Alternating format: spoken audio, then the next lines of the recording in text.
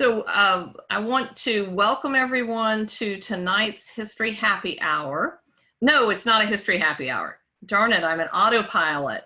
Let me welcome everyone to tonight's book talk. My name is Kelly Hancock. I'm the Public Programs Manager at the American Civil War Museum in Richmond, Virginia. And I am delighted that we have our guest author tonight to talk to us about her quest to solve the mystery of the HL Hunley, the submarine. But before we get into tonight's program, let me take just a few minutes to remind you of things that we do have coming up. And on May 26th, which is a Tuesday night, we will be hosting a History Happy Hour. This one was originally scheduled for our Appomattox area. It is Such is War, the Looting of Fredericksburg, and we will have with us virtually Beth Parnitska from the National Park Service. And then on May 28th, we will be hosting our first virtual Foundry series. This is a Thursday night. This will also take place at 6:30. We'll be looking at humans and the environment with Doctors Timothy Silver and Judkin Browning. And I think we also may have a panelist from the Southern Environmental Law Center joining us at the end of that. So if you're familiar with our panel discussions, or our Foundry series, you know we typically end with a panel discussion. So those are things coming up. One other announcement before I turn over the floor is that typically with our History Happy Hours, we do take a break during the summertime and don't do programming in June, July, and August. But we have decided to change things up and continue our virtual History Happy Hour series. So on June 8th, our historian, Dr. John Koski, will be speaking on the Byzantine backstory of Richmond's Jefferson Davis Monument. That title is a mouthful, but tune in and join us on June 8th at 6:30. So those are the announcements. So let me introduce our guest author for tonight. We have with us Dr. Rachel Lance. She is an author and assistant consulting professor at Duke University, where she conducts research out of their hyperbaric medicine facility. She enjoys scientific nonfiction and is passionate about writing because it lets her share her love of finding answers to complex riddles.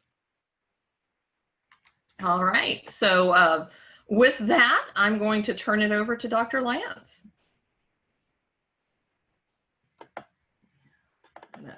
And as soon as I get her unmuted here,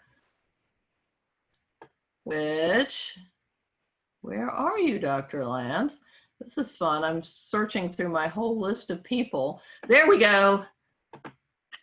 All right, it's all yours, Rachel. I think, no, it's still not. All right, let me try again. Because the wonders of technology, even though we practice, we keep unmute. We got it. Oh, all right, good job. Total victory. Thank you, Kelly. Thank you for that. You're welcome. Yeah, I'm really glad to be here, if only because this is really exciting to be able to do something that's not Netflix. So I'm glad that you guys were also interested enough to do that. So what I'd really like to do is just kind of give super general background. I think Kelly already did a great introduction. I'm a biomedical engineer, and that's a really broad field, but what I tend to study is injury biomechanics, which is the various ways that human beings get injured and killed. My favorite thing to study is blast trauma because it often involves me getting to blow things up. You could say that no to that. What ended up happening when I was working on my PhD in that field is I started a tiny little history project that was supposed to be just for fun. And it spiraled wildly out of control. So what I discovered is that all of a sudden, people actually wanted me about work at parties, which as an engineer and scientist is a very unusual feeling. So people asking me to tell this story about the Hunley and the Hunley projects over and over again. And I finally just turned it into a book. So In the Waves is the name of the book. I'm going to talk about that a little bit tonight, as well as just the general story of the HL Hunley, because I figured this would be more of a history enthusiast group. I'm talking a little bit less about drama than I normally would, and I've decided to tie in some of the cooler history parts that I got to kind of archival documents as part of this project that I was really excited about. One of which involves the American Civil War Museum. To that in a second. But anyway, so I've made a PowerPoint. It's really light on the reading. I just did this because there are a ton of very cool pictures and archival to this story that I thought were pretty cool and I wanted to share with you guys. Okay, so like I said, I'm Rachel Lance, and thank you for being here. All right. At the beginning of the Civil War in 1861, the Confederacy had one or two major problems in terms of their defense. One of those problems was that they didn't really have a navy to speak of. They had a couple of ships, but even the Confederate officers at the time spoke kind of negatively about those ships. So a lot of them didn't count them when they were doing tallies of their defenses and things like that. So one of the obvious ways for the North to be aggressive toward the South was to do what they called the Anaconda Plan. And it's exactly what it sounds like. Their goal was to choke these states out. So they knew that there wasn't a ton of industry in the South, there wasn't a ton of manufacturing capability. And one of their key strategies was therefore to take down all of the ports and harbors. Without ports and harbors, southern states would have struggled a lot more to bring in munitions and supplies from their allies over in Europe. So this is a contemporary illustration that's luckily been preserved by the Library of Congress, where they just kind of drew a cartoon.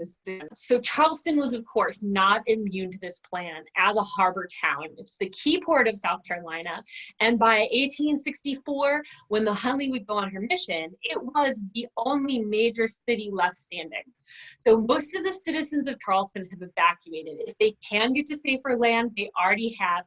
And downtown, which is in that upper left corner, oh, hold on, I have a laser pointer. Upper left corner is where the modern city of Charleston still stays today. Now, when they had the harbor blockades set up, they had ships ringing all along here along these shipping channels. The main ships would come in and out here. And this map is accurate to 1865.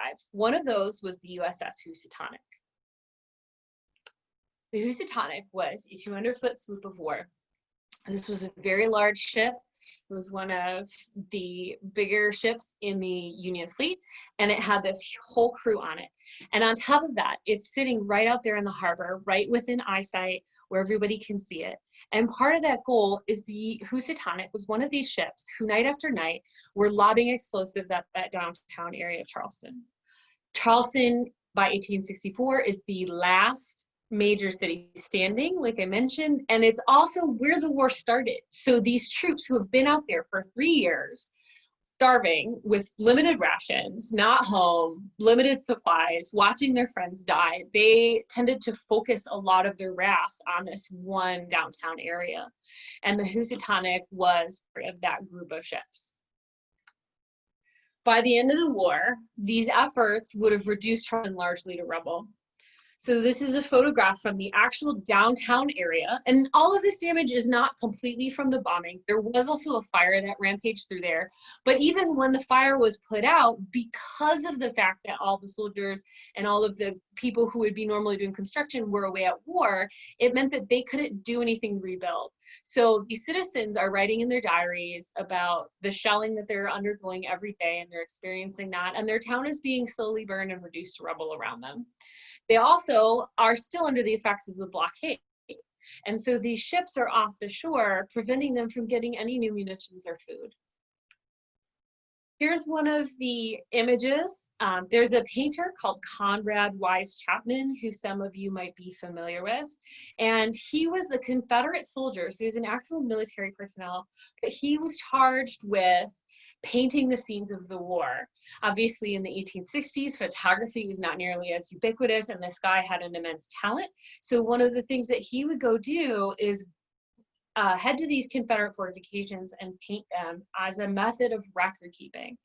So this is one of the ones he painted of Battery Marshall, which is a battery, so it's just like a collection of beds and reinforcements on Sullivan's Island, which is just outside Charleston. I'll go back to that map in a moment. But something that I think is interesting is he does show something that was occurring at the time, which he's showing that as the Confederacy is rebuilding it, there's also a lot of this labor and reinforcements that's being done by the slaves who are still in Charleston. This is the second Conrad Wise Chapman painting, and this one has subsequently become kind of famous because it is now known as the most accurate contemporary image of the Hunley. So this painting was made in 1863, and it's kind of your great image of the Hunley. They bring it to Charleston and they put it at Battery Marshall, where you saw those guys training and practicing and trying to be reinforcements for the Confederate military. And the Hunley is part of this plan. She was built by privateers. She was built by three men, Horace Hunley, James McClintock, and Baxter Watson. And what they were doing is they were trying to be part of this group of citizens who built their own boats in order to supplement what the Confederacy saw as a basically non-existent navy. Now, their idea was a little bit different. They weren't just going to attack on the surface of the water.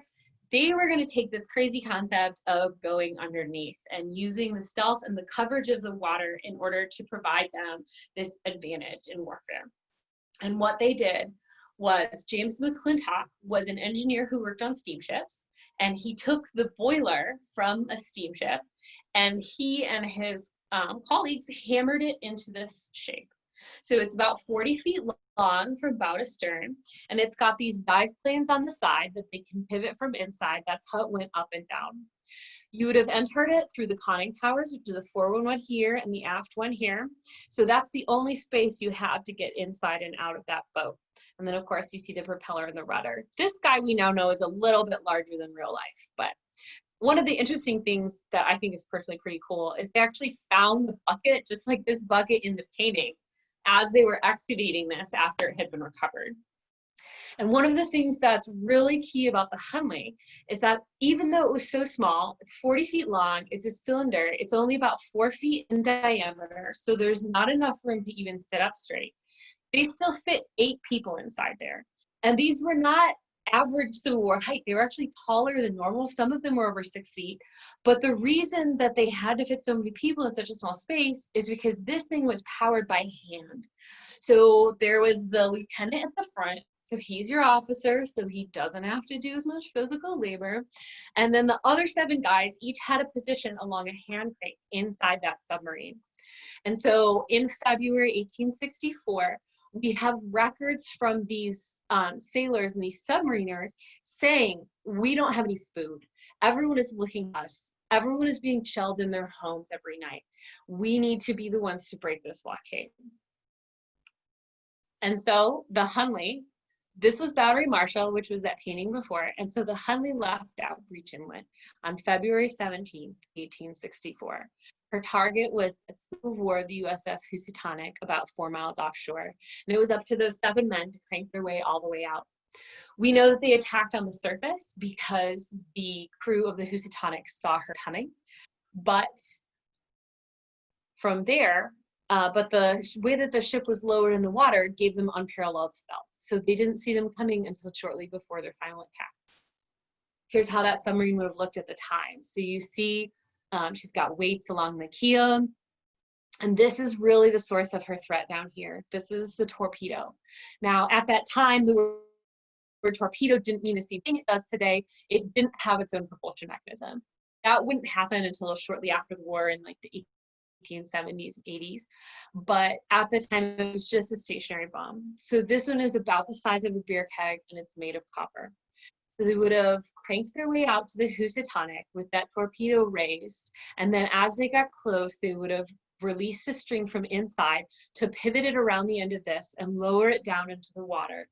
They knew, because of some records by some careful Confederate blast scientists, that the deeper the water this charge was, the more damage it could do to that enemy ship. So that's why they bothered to come up with this complex system of rigging. And we also have this historical drawing of what that torpedo looked like, including what the torque pressure trigger was. So they took this, and it's a contact trigger, and they cranked it up to the Housatonic. The Housatonic crew sees them coming. So they're scrambling, they're getting their firepower, they're using their rifles and their firearms to shoot at the Hunley as she's approaching. They couldn't train the cannons and the large artillery down because the railings of the ship were too high. And so most of the crew, seeing their imminent disaster, starts running for the bow of the boat. Now, it was too late to save the ship at that point, so the captain let them, but he stayed on his plank, or he stayed on his post. The Hunley approaches, it hits the side of the hull, the Housatonic. These little wires snap, that pressure trigger goes off, and the bomb explodes. The Housatonic was on the bottom of the ocean in less than 5 minutes. And her crew survived because they had all scrambled up into the rigging. They're clinging to the ropes and the sails and those cross beams that you've seen, because this is February. And even though it's Charleston, the water there is freezing cold. We have all these diary records of guys writing home saying this winter is terrible. Please send my coat. Even people from further north, like Massachusetts, that was one of the ones that I got to read. And the way that they evaded hypothermia was by hanging from the rigging and waiting for rescue. And you can see this, there's a contemporary drawing of that happening, which is pretty cool. And that's actually not a terribly realistic size for the blast. So you see how that ship would have been rocked to the side, it would have taken off most of her stern, and she would have been on the ocean floor so quickly. What is really cool about underwater blasts to me is that anytime it travels through a surface, it's altered. And so a lot of the crew didn't hear anything, because by the time it's in the air, that blast waveform has largely been reflected back down. And so a lot of these crewmen later report that they didn't hear an explosion at all. One of them was one of the stokers, and they were down there, and they said that they knew that something terrible had happened, because all of a sudden the propeller started spinning as if she had been blown off. So like the linkages to the propeller had started spinning as if the whole stern of the ship had blown off, which was actually not terribly different from reality. But after that, the crew of the Hunley drifted away, and she was not seen again until 1995. Now, in 1995, best-selling author Clive Cussler actually announces that because he's insanely rich, he and some of his fellow explorers have put some of their time and energy into finding the Hunley. And there are some records that previous people found it before then, but he's definitely the one that announced it in this big way that led to its recovery. So in the year 2000, they bring the ship up. She's remarkably intact. There are a couple defects to her hull, but she's also been underwater for 150 years. And they take her back home to Charleston, where they start picking apart at the accumulated ocean crud that has encased this thing and sealed her away for 150 years, in the hopes of trying to figure out why she didn't come back home on February 17th, 1864. Now, where I come in is several years later, obviously. But this is the spar of the Hunley, and this is obviously just a drawing. But what's important is this is one of the things that they started conserving. And every time they peeled off a layer of ocean gunk, the mystery got deeper.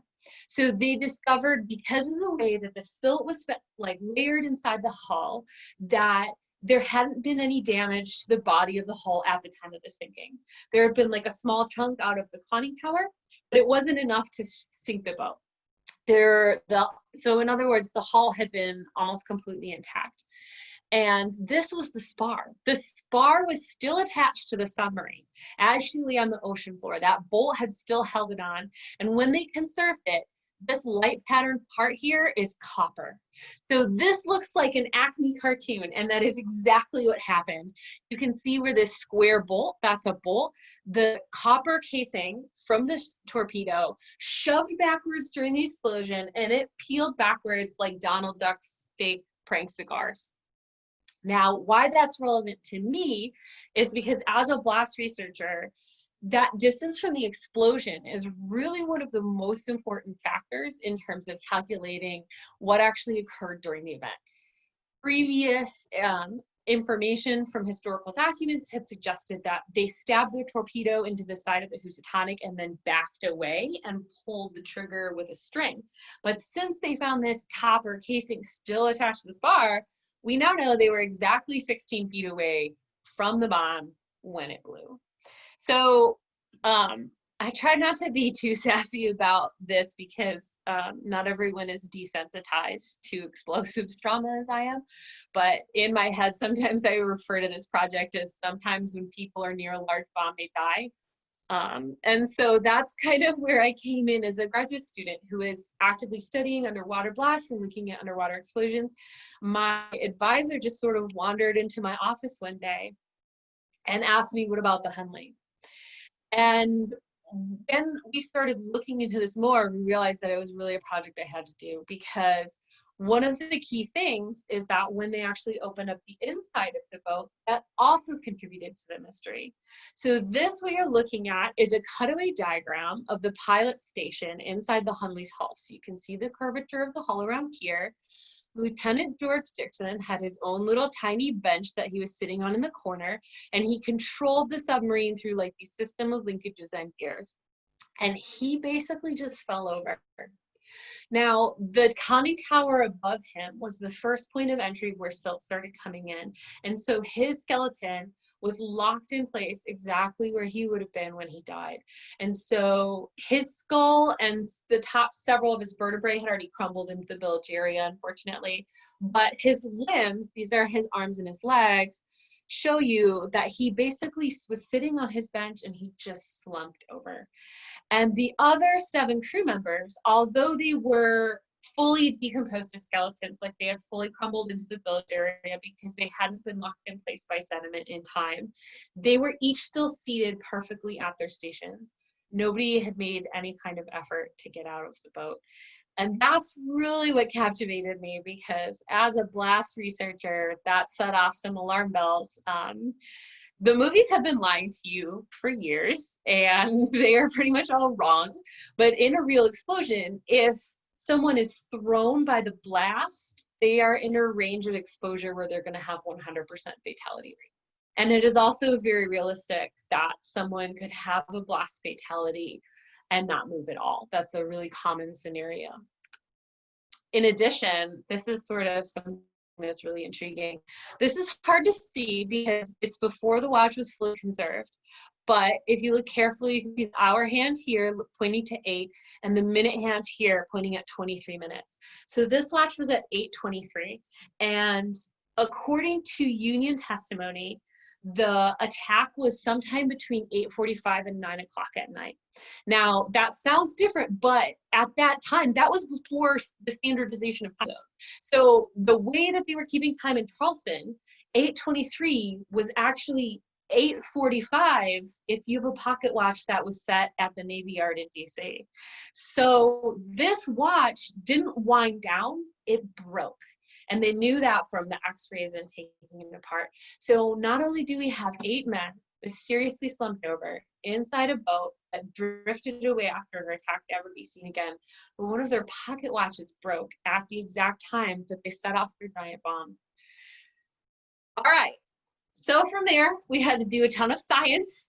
There were 4 major theories that were involved, and I won't go into detail for all of them just because of the amount of time we have tonight. I want to make sure we get to talk a little bit more about some of the really cool history aspects of this story, but I listed them here. First, the obvious theory was that they might have suffocated. The correct word is actually asphyxiation inside the closed hull. I looked into that, and I determined that that wasn't plausible because they would have had problems with carbon dioxide first, which is very physically uncomfortable. The second theory was that they would have been sunk by something called the lucky shot theory, which is that one of these crewmen managed to get a lucky shot and hit them just right so that they either killed the lieutenant or they managed to sink it. But that doesn't line up with where it was found. It was found 300 meters, having just drifted out to sea after its attack. The third theory is one that sometimes caused some confusion. It's a theory called concussion.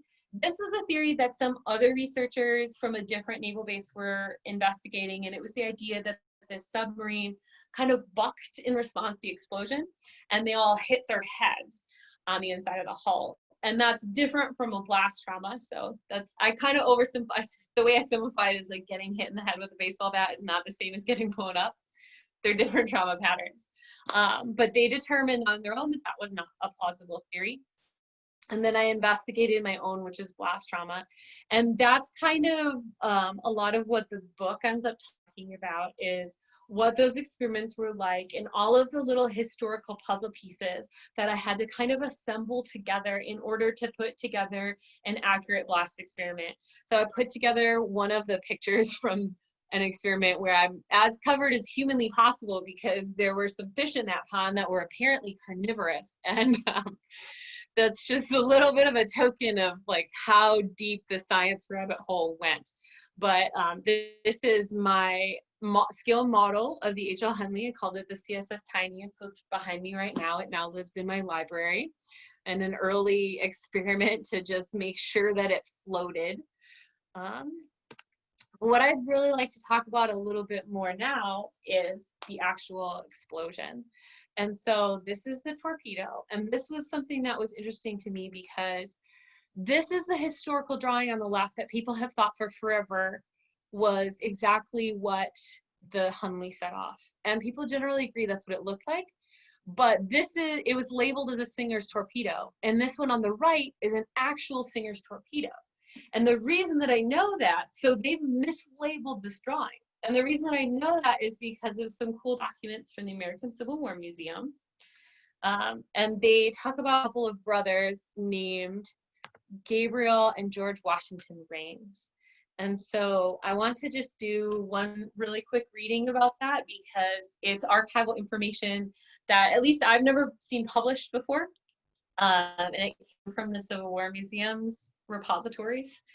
So, all right. George Washington Rains was a man of intensity.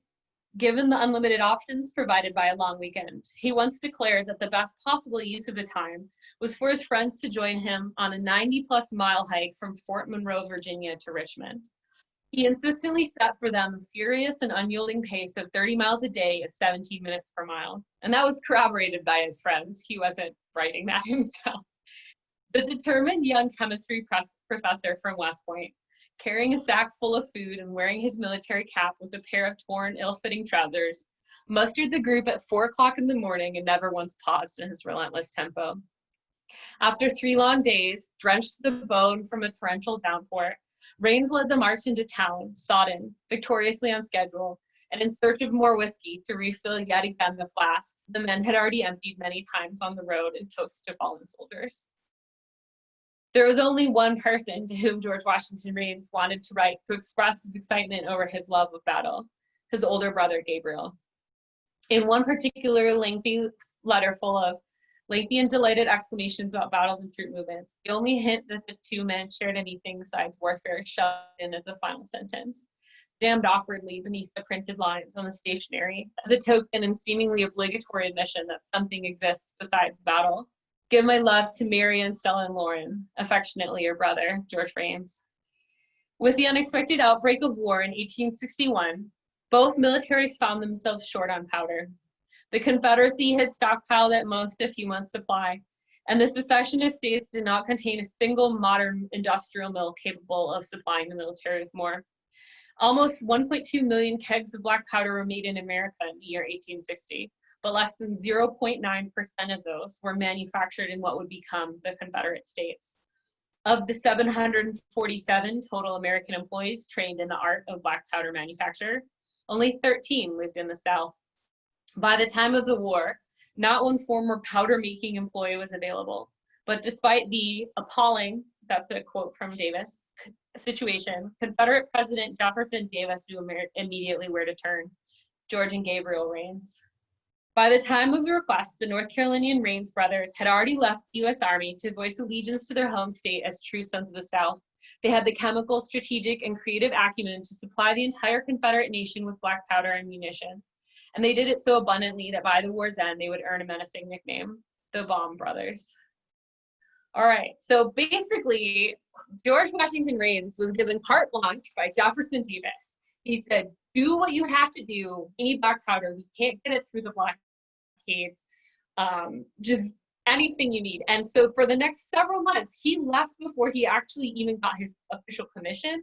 But for the next several months, he was sleeping on railroad cars, looking for where they should build their industrial mill. And so that actually turned into the Augusta powder mill eventually, which was more than capable within several months of supplying the entire Confederacy with all of the black powder they needed, both for their arms and their rifles, and also for all of their heavy artillery, which is just an insane accomplishment. When you consider the fact that George Washington Rains literally had never made black powder before. He had a pamphlet. I read the pamphlet. It has no pictures. So he used a text-only pamphlet to set up the entire black powder manufacturing capability for the entire Confederate military. And when he managed to do that, he sent that powder to his brother Gabriel, who's stationed in Charleston building torpedoes. And that's what ended up on the bow of the Hunley in 1864. And I thought that was a really cool thing to share, because a lot of this information about torpedo design is from a textbook that was handwritten by Gabriel Rains that is now at the American Civil War Museum. All right, so I'm almost done. I'm gonna wrap this up really quickly and then we'll get to questions. All right, so this is just a photo that I wanted to share because I love it. But this is a contemporary photo from the Civil War where the Confederates were practicing different kinds of protection as they were building their ironclad boats. And so I really related to this testing where they were just firing stuff and seeing what kind of damage it did. And so I just wanted to end with that because sometimes these explosive tests get really messy. I know that mine did. And I was really excited to run across these old 1860s photographs of them trying to figure out the best way to protect their ironclads. Okay. And so from there, I think Kelly, we can happily open it up to questions. All right. Well, thank you, Rachel. That was great. And we've got some questions that have come in so far, so I'll start with these. Of course, one of them you already answered. One of them was, is that the model there behind you that you used to do your experiments? But somebody is wondering whether there was concern about the depth of charge setting off the explosion prematurely. Not that I found record of. So they were aware of certain facets of blast physics today, or at least Gabriel Rains was, that I think are really impressive given the time. And the depth of the charge position is really important in making the explosion stronger, which is a little bit of foreshadowing about the risk the Hunley put herself in. But the way that they had designed that trigger, it wouldn't have necessarily been set off just by the pressure of the water, because that pressure was coming from all sides. All right. And has the Housatonic ever been found? Yes, the Housatonic was found immediately because she was still sticking up out of the water. It made it real easy. So as the guys the rescue crews picked the crewmen out of the Housatonic's rigging, that rigging ended up sticking up out of the water for a while. And there were several times where people had to go in and chop it down so that she didn't present a hazard to shipping. So the National Park Service has a site survey for the Housatonic that's actually publicly available if anyone wants to see what that looks like. It's a free PDF download. Great. And did the Friends of the Hunley ever agree with your theory of your discovery? No, but that's okay. I mean, I'm a scientist. I have data and I have confidence in my data, so. All right. And did someone wants to clarify, did you say that anyone close enough to a blast to be physically thrown into the air would be a fatality? Yes. The one asterisk to that is that now people and the military technology of protecting against blast has really improved. So there are possibilities for people, if they're in a full explosive ordnance bomb suit, to be thrown and be okay. But if you don't have one of those, then yes, it's a fatality. So all our action heroes would be dead. All of our, I mean, Jason Statham would be such a goner. So someone says Eric Larson in Dead Weight describes the features of German World War I submarines. How did the Hunley regulate cabin temperature and air quality? And how did the captain know how to navigate the submarine? Ooh, okay, so the captain had a compass inside, which personally I think might have been a dubious proposition inside a chunk of metal that large, but he probably could have stuck his head out the conning tower and used it. And to control air quality, they opened the conning tower hatches. So that was really what they did, is they would just rise to the surface and open the doors. They did not have great ventilation. It did have a snorkel box that was built on it, but according to pretty much every historical record, that snorkel box didn't work very well. So while it existed, and even when the Hunley was found, the snorkel box had been disconnected. So the general consensus is that that was not useful. Interesting. So the book talks about some previous test runs of the Hunley where its crew were killed, including Hunley himself.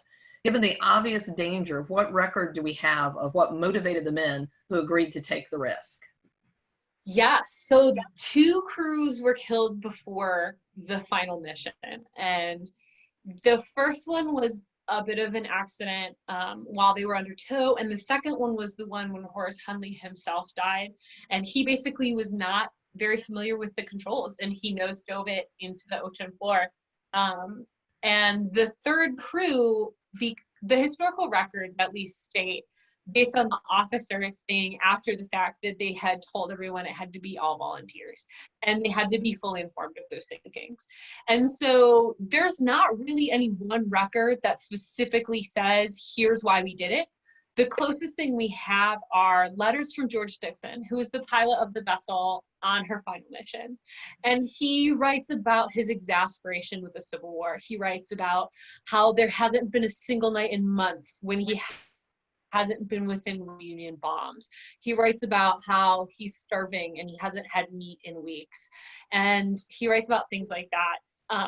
I don't know, it's hard to take one person's motivation and apply it to an entire crew. And I think that's really interesting, but at least I imagine that if the conditions were what Dixon said, and so that had to be really hard on everyone. And so if you're at a position where you're getting bombed every day anyway, you might as well get the higher hazard pay of being in the Hunley, which they did. They made quite a bit more money for crewing this thing. So personally, I don't think that would have been enough to get in it myself. But if I was being paid more and also being bombed anyway, then maybe. So could you provide a bit more detail on your blast experiments on the Tiny? How much black powder was in the torpedo? Yes. Okay. So initially that drawing says 135 pounds of black powder, which is about the size of a beer keg, slightly on the smaller side. But as I was working on the stuff for the book, I found problems with that drawing and like the context that it was in. It's in the file of a Union officer, and it's like drawn to scale with details that suggest it was definitely drawn after it allegedly blew up. So I think that they were talking about like a comparable torpedo, and I found more robust documentation that it was actually 200 pounds. So history is not as secure and firm as we think. Personally, I think it was 200 pounds. But when I was doing the experiments, a lot of blast trials you can do to scale. And that's a very common method as long as you're careful about your various variables. So as long as you're building everything in a way that maintains the key variables for what determines blast and what determines the effects of the blast. And that's what I did. So I built the scale model of the Hunley. It's the CSS Tiny. That was a 3 o'clock in the morning decision. And I used that to test my theory that the blast had transmitted inside the hull of the boat and been able to injure the crew in there. And so I had a complex series of instrumentation inside the hull. I was working with 2 explosives experts. One was former Army Explosives Ordnance, and the other one was from the ATF, which is the Federal Department of Alcohol, Tobacco, Firearms, and Explosives. So I still have all my fingers, thanks to them. And yeah, so we built black powder charges and set them off in the ponds of a kind and generous tobacco farmer in North Carolina, as one does when in college. All right, great story. So was the sinking of the Hunley the result of a total misunderstanding of the effects of the blast? Was that because they didn't understand how water transmitted the blast wave, or was there simply no comprehension of blast waves at all? They knew a lot more about blast waves than I would have thought before this project. At least their experts did. They didn't have the type of instrumentation and technology that would have been necessary to really measure what waves were doing. But based on just repeated experiments with lots of torpedoes, they knew different things like the depth mattered and it could propagate certain ways. Gabriel Rains wrote in his textbook that he told the Hunley people that they needed a longer spar, which probably would have saved their lives if they'd listened. And so there were experts out there that knew it, but they were fighting against practicality. So like I said, this thing originally had a torpedo design where it had like a pokey jab thing. That's a fish hook. We'll call it a fish hook. And they were supposed to fish hook it into the wooden hull of the Housatonic and then back away for safety. But the complexity of that system ended up meaning that it was less consistent. It was harder to work. And the same thing where they had another plan where they dove under the enemy ship and they towed their torpedo against it. And again, that one kept having problems. They kept getting the propeller tangled in the line. And so it wasn't necessarily that they understood nothing. It was that it was a balancing act between complexity and safety. And on top of that, I mean, it's 2020 and someone else already said, like, did the Friends of the Hunley agree with your results? So this was not an obvious problem. Yeah. All right. And so where is the Hunley displayed?